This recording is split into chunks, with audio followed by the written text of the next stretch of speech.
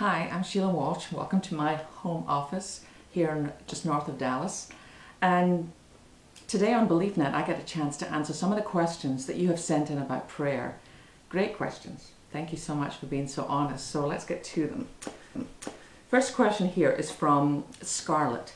Her question is, why is it that Satan sneaks into my prayers and sidetracks me? And the next thing I know, my mind is wandering everywhere and I forget what I was praying. Also happens when I'm in church listening to the sermon.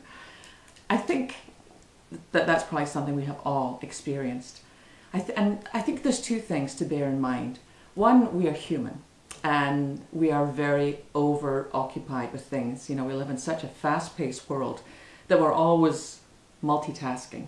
So it's hard to quieten our hearts and our minds. That's one of the biggest lessons I'm learning in my own life, is that even as I come into prayer, to find a way of quietening my mind, even just like taking a few deep breaths and letting everything else go, so that then when I do get to pray, I'm able to really concentrate.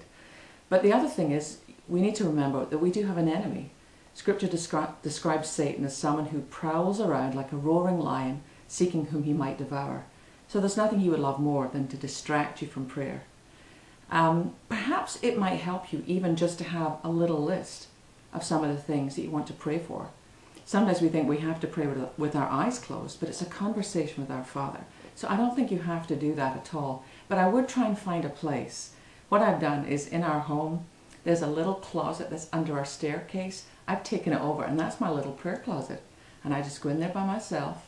I just have a couple of throw cushions in there, my Bible and a candle, and I'm just quiet. And then I can really concentrate in praying. But when you try and fit it in between, walking the dog and picking up the dry cleaning, it can be very difficult.